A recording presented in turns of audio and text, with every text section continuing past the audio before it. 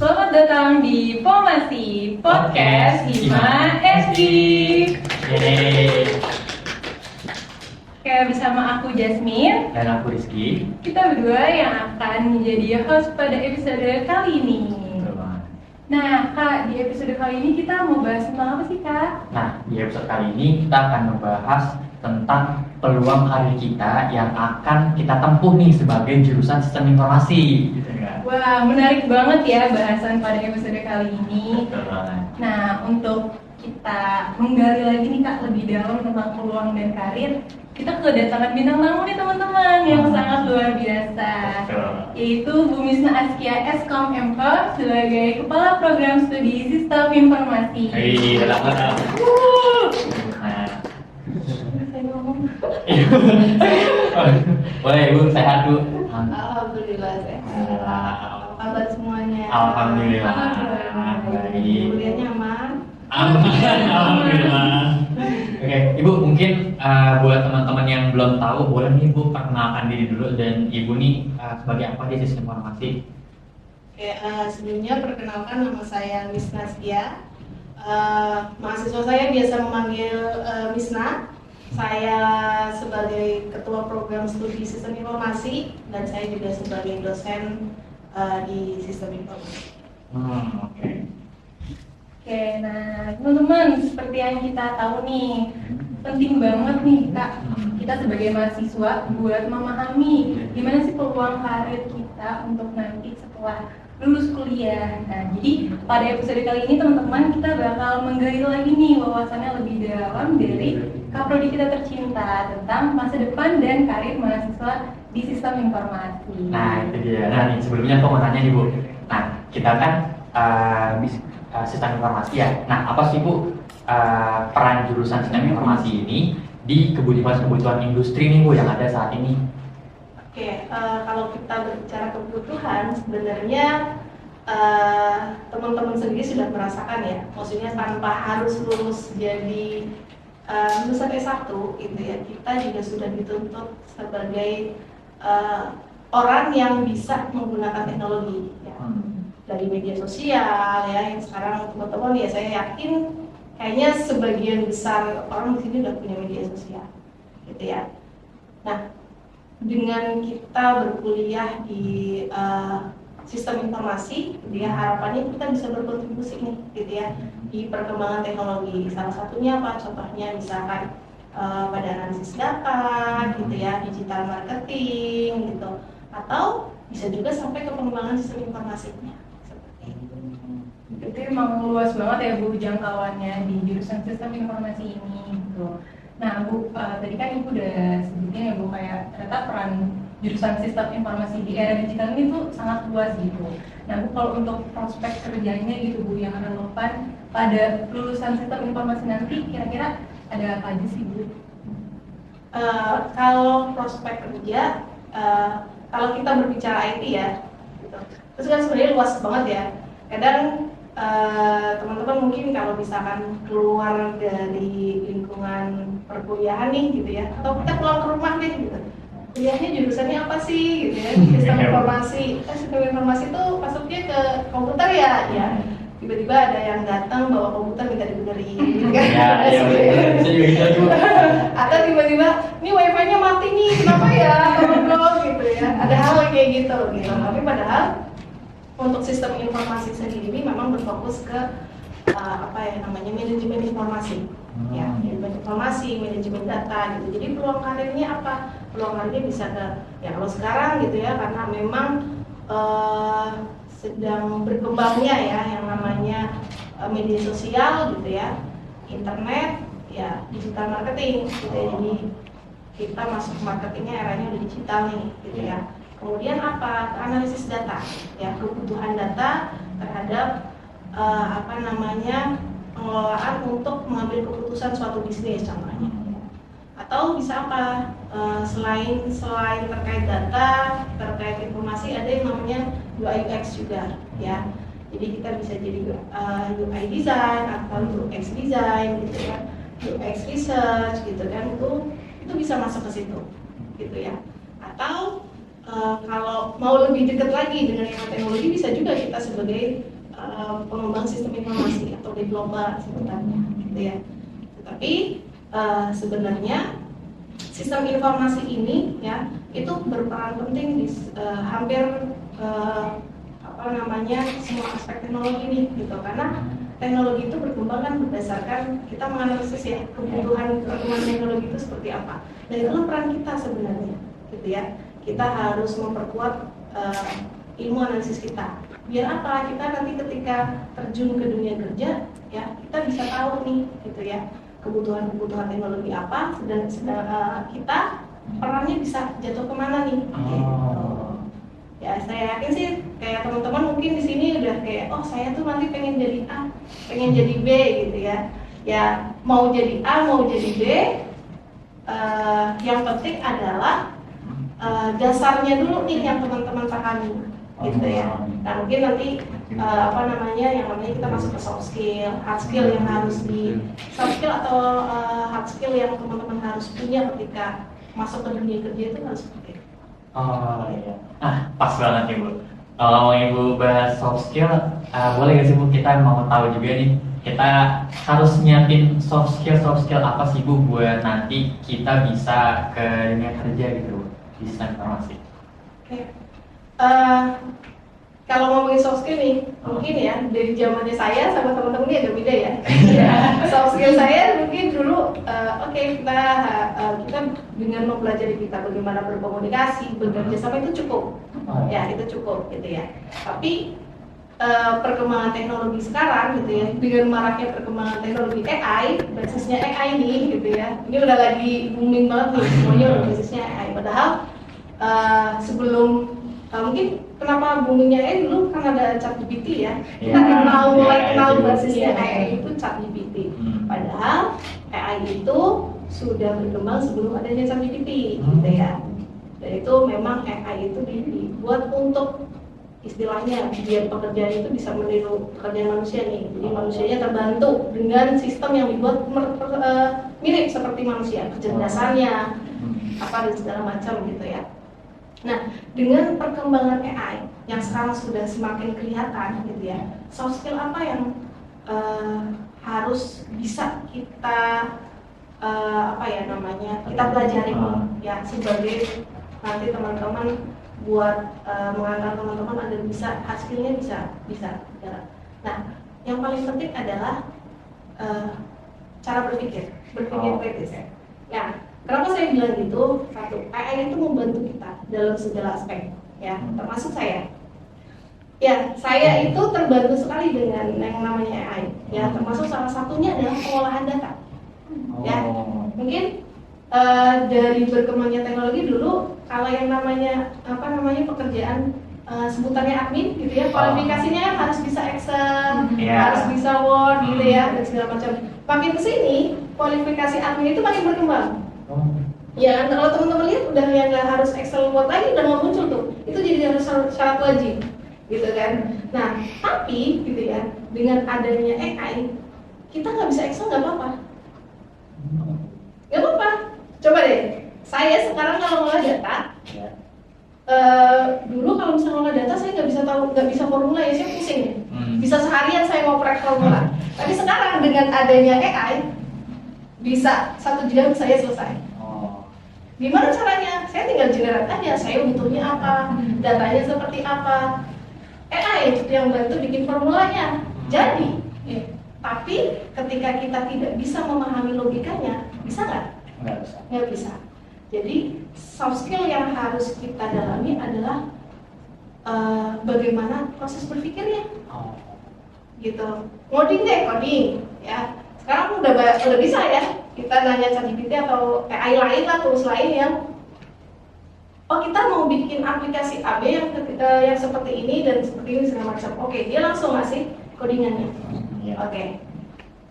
Tapi kalau kita tidak bisa memahami logikanya, bisa nggak kita memanfaatkan codingan yang diberikan?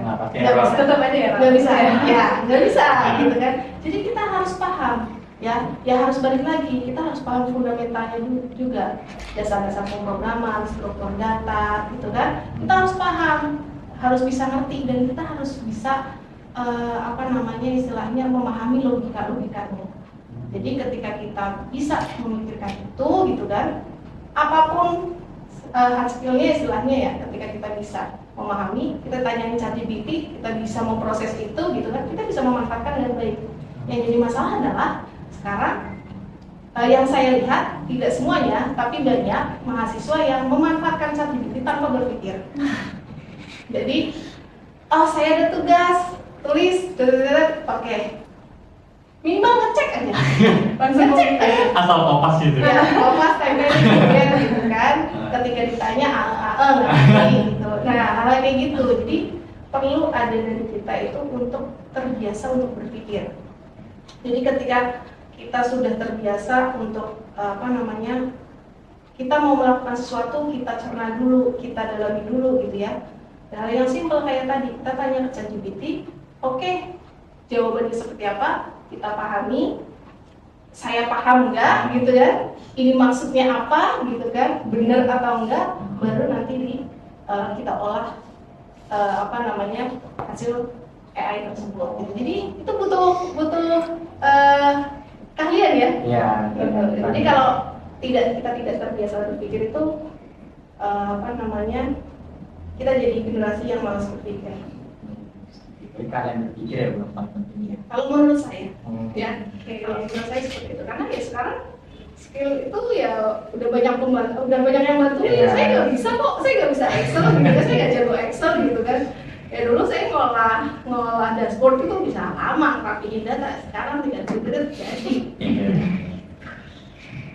Berarti emang tadi kan skill dan keterampilan yang emang harus kita tanamin ya Bu di diri kita sendiri gitu untuk mengembangkan karir kita ke depannya.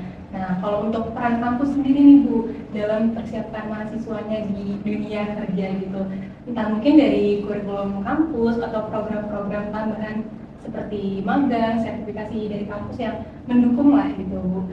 Ada nggak sih Bu yang untuk mendukung mahasiswa untuk mengembangkan karirnya itu Bu? Ya, kalau dari setiap kampus ya, ini pasti setiap kampus itu kan punya kurikulum ya, dan setiap program studi atau institusi itu punya visi misi yang ingin dicapai.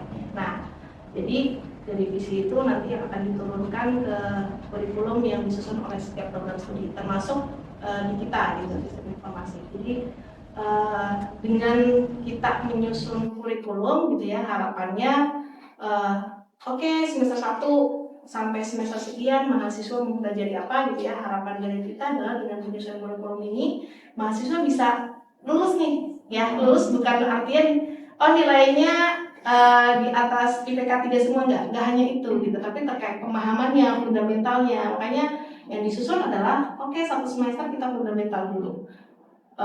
Kita meminta mahasiswa untuk belajar bagaimana memahami dulu fundamental IT, terus terbiasa berpikir juga ya. Makanya ya pasti ada tugas ya, namanya kuliah itu pasti ada tugas gitu. Itu dorongan salah satu gitu ya, dorongan untuk bisa mengarahkan mahasiswa untuk berpikir gitu ya. Terus kemudian semester tingkat 2, 3 dan 4 itu mahasiswa udah mulai diarahkan ke peminatan gitu ya. Dimana di SI ada 3 peminatan ya, ada bisnis, enterprise, dan user experience. Nah, harapannya dengan 3 peminatan ini ya, nanti ketika mahasiswa lulus itu sudah bisa berkontribusi ya dengan berkembangnya teknologi sosial media gitu ya, atau teknologi-teknologi lain. Kemudian di tingkat selanjutnya itu mahasiswa diarahkan mengikuti kampus merdeka ya, di mana mahasiswa kita minta untuk aktif di luar kampus, mencari ilmu di luar gitu. Dengan apa? Dengan studi independen, dengan magang, atau dengan asistensi mengajar, kewirausahaan ya, sesuai sesuai dengan peminatan si mahasiswanya gitu. Walaupun ya kadang secara pelaksananya ya pasti ada plusnya ya gitu ya. Tapi itu salah satu usaha kampus kita untuk mendorong mahasiswa untuk belajar lebih luas lagi gitu ya. Kemudian di mana 1 semester kita juga mengarahkan mahasiswa untuk belajar di luar program studinya. Nah, kalau di kita kan sistem informasi, jadi kita mengarahkan mahasiswa untuk belajar mengambil mata kuliah program studi informatika gitu.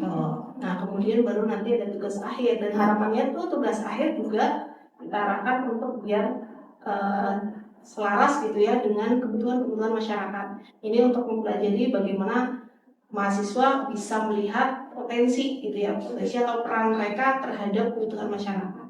Gitu. Jadi kurikulum itu sudah dibuat gitu ya secara jadi kurikulum itu nggak dibuat yang cuma oh ya semester 1 mata kuliah ini gitu kan, terus sebenarnya ngajar ini susah banget sih, enggak gitu, itu udah riset dulu gitu ya, namanya ada tinjauan kurikulum, ada apa namanya masukan dari industri dan segala macam. Nah itu sudah disusun berdasarkan sesuai dengan kebutuhan industrinya gitu, dan itu dilakukan evaluasinya per 5 tahun sekali.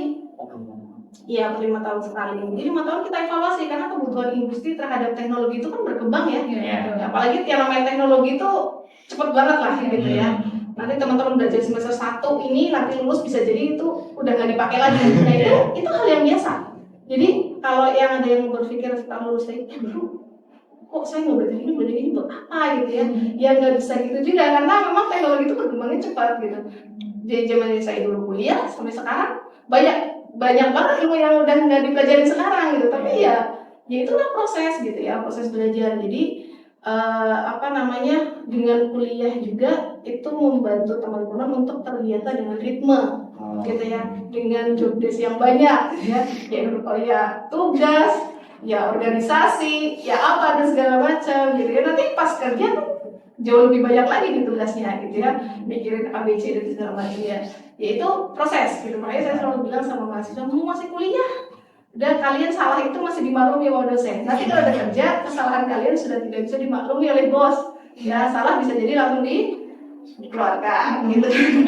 Jadi hal kayak gitu yang sebenarnya harusnya mahasiswa bisa bisa terapkan setiap di proses perkuliahannya gitu. Jadi tidak hanya fokus ke belajar saja di kelas gitu ya, tapi bukan berarti aktif di luar terus kuliahnya ditinggalkan ya juga gitu ya, tapi bisa membagi hal-hal kayak gitu. Berarti dari yang tadi bilang kampus berarti udah mempersiapkan kita dari soft skill kita juga ya Bu, udah disiapin dari semester 1 pun dari fundamental udah disiapin nih biar mahasiswa juga ada soft skill dari semester 1 gitu Bu.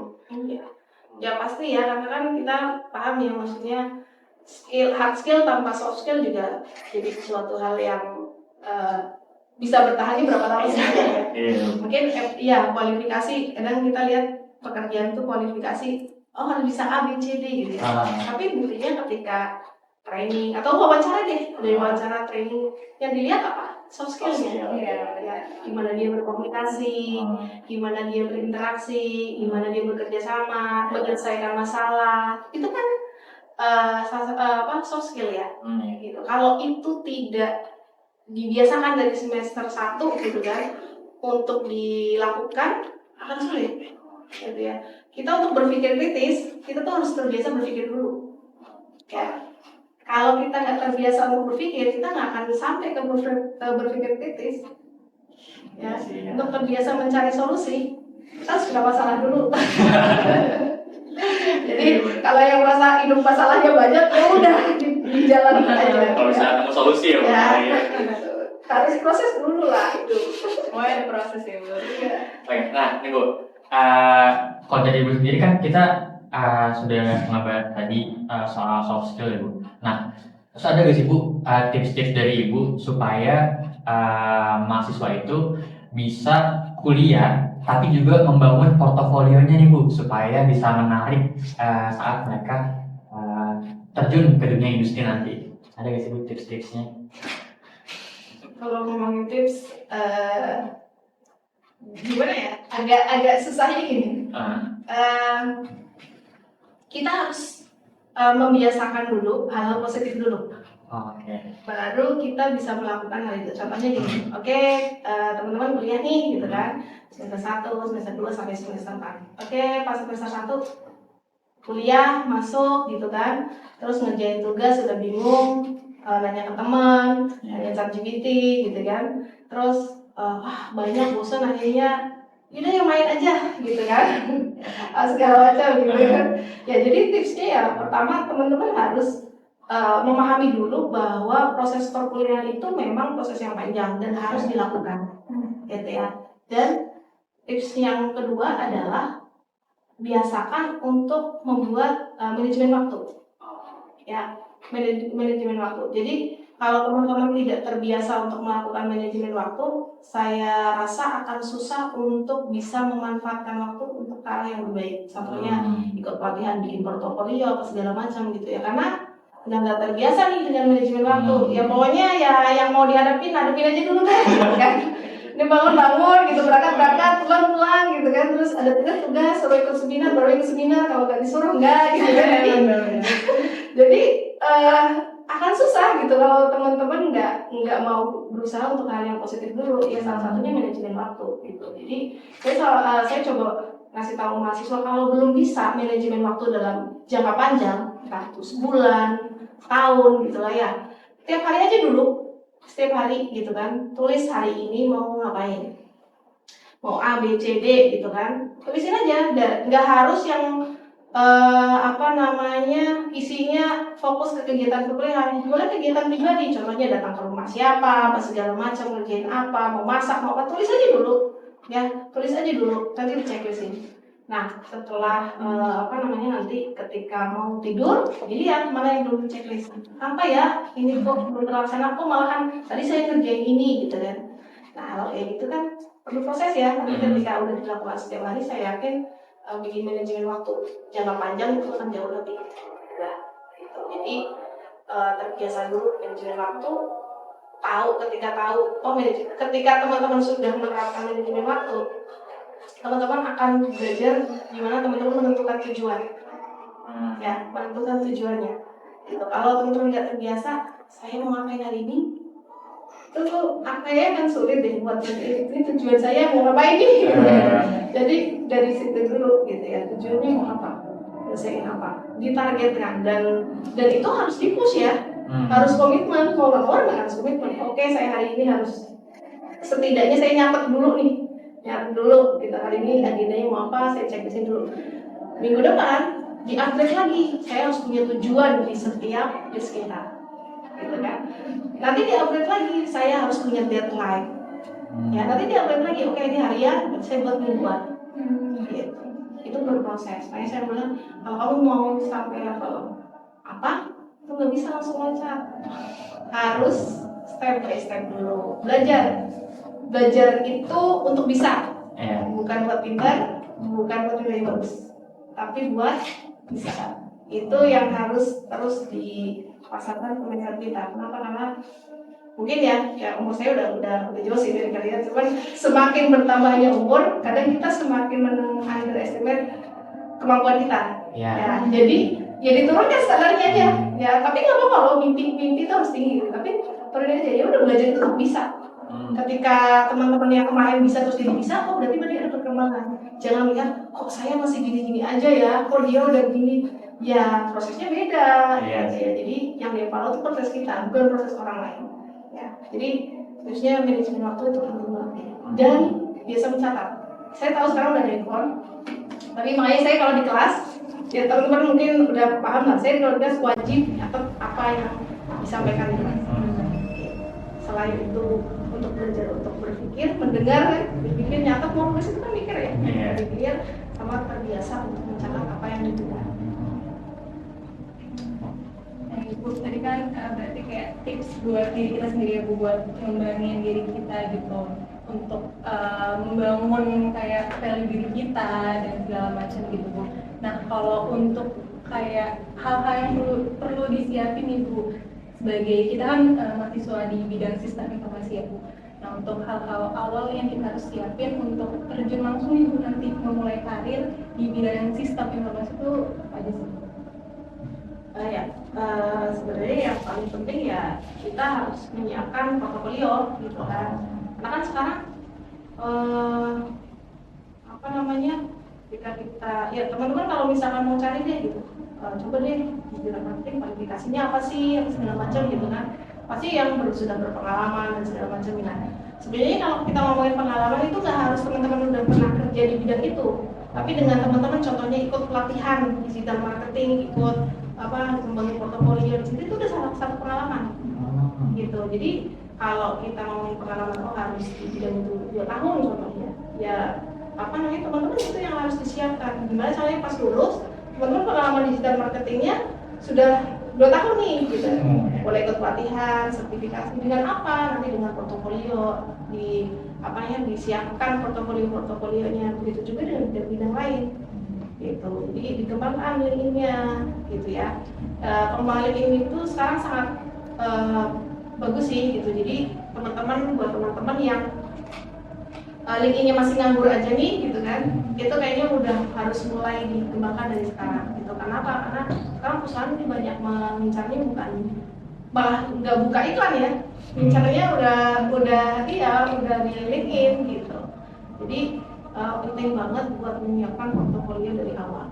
Ya, kalau masih bingung mau ngapain gitu ya, jalanin aja dulu gitu ya, jalanin satu-satu belajar. Gitu. Jadi kenalan dulu gitu ya, UI UX apa sih gitu ya, udah belajar UI UX gitu ya, ikut pelatihannya, bikin portofolionya, kayaknya saya nggak cocok, oke digital marketing cobain gitu kan. Kalau kita nggak mencoba, kita nggak pernah tahu kalau kita suka atau enggak gitu ya. Jadi penting buat kita buat belajar, buat mempersiapkan dengan membuat portofolio dan ikutin tren ya. Jangan yang kayak saya mau udah ini jadi mager lah ngupdate LinkedIn, nggak bisa. Sekarang emang eranya udah seperti itu gitu. Jadi harus mau nggak mau mengikuti tren. Oke Bu. Nah mungkin ada nggak sih Bu pesan-pesan nih buat mahasiswa sistem informasi yang pengen nih berkarir di sistem informasi? Ada pesan-pesan buat mereka? Kalau pesan secara khusus ke sistem informasinya gitu, kalau teman-teman mau bekerja di bidang sistem informasi, pesannya ya teman-teman persiapkan tadi, gitu ya. Memang harus ada hard skill-nya, gitu ya. Harus mau harus ada hard skill-nya. Tapi di balik itu sebenarnya yang paling penting adalah terkait soft skill-nya, terkait ada etika, gitu ya. Karena ya itu tadi, ya hard skill itu bisa digantikan dengan AI. Tapi terkait ada etika, cara berpikir itu nggak bisa dihentikan oleh AI. Ya, jadi jangan sampai dengan adanya perkembangan teknologi yang memudahkan kita, gitu ya, akhirnya menghilangkan rasa empati kita, rasa kemanusiaan kita, gitu ya. Hal itu yang malah harus diolah, yaitu rasa kepedulian kita, gitu ya. Jadi itu sih yang mungkin mungkin salah satu keresahan saya ya sebagai kaprodi. Salah satu keresahan saya gitu. Jadi kita belajar untuk kembali lagi ke fitrah kita sebagai manusia, ya. Jadi peduli terhadap sesama, ya. Kemudian aware terhadap kebaikan-kebaikan, ya. Jadi jangan membenarkan hal yang biasa, ya, tapi biasakan hal yang benar. Saya udah bilang, contohnya apa? Jangan lawan arah di depan pasti. Ya Bu, itu udah biasa udah banyak. Iya, salah, ya, itu salah gitu. Hal yang simpel gitu ya, dari hal yang kecil aja. Jadi, ya Bu, tapi kayak aneh kalau kita ini sendiri, biarin aja kita aneh. Kan Rasulullah udah pernah bilang kan, semakin nanti di akhir zaman gitu kan, kebenaran itu akan jadi asing, ya, akan jadi asing. Jadi jangan sampai kita jadi salah satu yang tidak mengasingkan. Biarin aja kita terasa asing gitu ya, asalkan kita benar. Ya, nggak apa-apa. Makanya saya selalu bilang, kenapa sih harus dapat validasi dari orang gitu? Ya kalau kita udah, ya mungkin perspektif orang beda ya. Tapi kalau buat saya adalah asalkan saya tidak melakukan hal-hal yang merugikan orang lain, negatif dan segala macam, oke gitu, biar aja orang ngomongin gitu kan. Asalkan saya tidak melanggar hal yang tidak diperbolehkan. Nah itu teman-teman pesan dari Bu Nisna ya, semoga bisa dilaksanakan gitu ya. Tadi tuh nggak boleh melawan arah, ingat ya teman-teman nih, masih banyak banget emang kayaknya ya Bu. Nah tadi kan kita udah banyak banget nih ngebahas tentang dari peluang dan karir di dalam bidang sistem informasi, terus bagaimana prospek kerjanya, terus keterampilan soft skill yang harus kita miliki, dan juga peran kampus gitu dalam mengembangkan mahasiswa di bidang sistem informasi juga. Tadi juga Bu Miss juga udah sharing-sharing banyak gitu. Semoga hasilnya nanti bisa diterapin juga nih sama teman-teman gitu dari sharing-sharing kita hari ini sama Bu Miss. Oke, nah ini Bu sebelum kita tutup kita ada sedikit hadiah nih buat Ibu. Boleh? Ya. Ibu kita ada sedikit. Ibu buat semangat. Ada sedikit bingkisan ya Bu, mohon diterima ya. Terima kasih ya semua ya. Iya, terima kasih banyak Ibu. Oke.